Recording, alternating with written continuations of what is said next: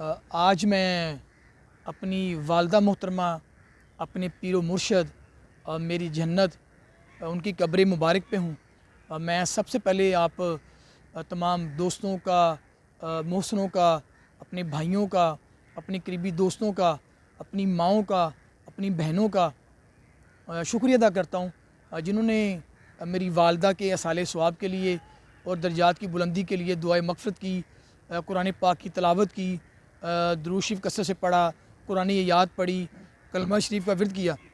اس کے ساتھ ساتھ جنہوں نے نماز جنازہ میں اور ختم کل میں شرکت کر کے دعائے مغفرت کی، میرے غم میں برابر شریک ہوئے، میں ان کی بھی محبتوں کا ممنون اور مقروض ہوں۔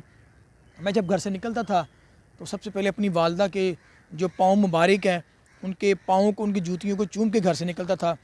اس کے بعد پھر میں نے ان کے چہرے کو چومنا، ماتھے کو چومنا اور ان سے دعائیں لے کے تو پھر میں نے اپنے کام پہ جانا۔ یہ کمی تو ساری زندگی محسوس رہے گی، لیکن میری گزارش ہے آپ سب سے کہ اپنے والدین کی زندگی میں ان کی قدر کریں، ان کی خدمت کریں، اگر وہ بیمار ہوں ان کا بر وقت علاج کروائیں، ان کی دعائیں زیادہ سے زیادہ لیں، کیونکہ جب آپ کے پاس والدین نہیں ہوں گے، جب وہ اس طرح مٹی تلے ہوں گے، آخری رامگاہ میں موجود ہوں گے، تو آپ کو پل پل ان کی یاد آئے گی۔ اب میں جب سردی میں باہر نکلتا ہوں تو مجھے اپنی والدہ کی باتیں یاد آتی ہیں۔ میری والدہ مجھے نکلتے کہتے تھے کہ جو گلوز ہیں وہ ڈبل پلائی والے پہن لو، موٹے پہن لو تاکہ آپ کے ہاتھ ٹھنڈے نہ ہو۔ آپ جو شوز ہیں وہ اچھے والے پہن لو تاکہ آپ کے پاؤں ٹھنڈے نہ ہو۔ آپ اپنے سر کو بھی ڈھانپ لو تاکہ آپ کو فلو نہ نزلہ نہ ہو۔ آپ کور کر لو، آپ ہیلمٹ پہن لو۔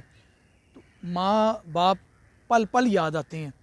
تو میں کہتا ہوں وہ لوگ بڑے خوش نصیب ہیں جن کے پاس ماں بھی اور باپ بھی ہے۔ آپ کے پاس بڑا نادر موقع ہے، آپ ان کی خدمت کریں، آپ ان کی عزت کریں۔ آپ جب وہ دنیا میں موجود نہیں ہوں گے وہ آپ کو لمحہ بلمحہ یاد آئیں گے۔ وہ آپ کو کبھی عید پہ یاد آئیں گے، کبھی وہ شب برات پہ یاد آئیں گے، کبھی آپ کو شاپنگ کرتے یاد آئیں گے کہ میری ماں مجھے ایسی شاپنگ کرواتی تھی۔ آپ کھانا کھائیں گے، آپ کو یاد آئیں گے آپ کی ماں آپ کو یہ مزے والی چیزیں کھلاتی تھیں۔ اچھا موسم ہوگا، سہانا موسم ہوگا تو مجھے یہ بنا کے دیتی تھیں۔ تو ماں باپ کا تو ہم ایک منٹ کا بھی نہیں دے سکتے، اور ماں باپ کی زندگی میں قدر کریں اور ان کی زندگی میں دعائیں لے کے اسٹیبلش ہونے کی کوشش کریں، کچھ اچھا کرنے کی کوشش کریں، کچھ بڑا بننے کی کوشش کریں۔ جب وہ آپ کے ساتھ موجود نہیں ہوں گے پھر آپ کو دنیا کے جو تمام چہرے ہیں وہ آپ کے سامنے بے نقاب ہوں گے۔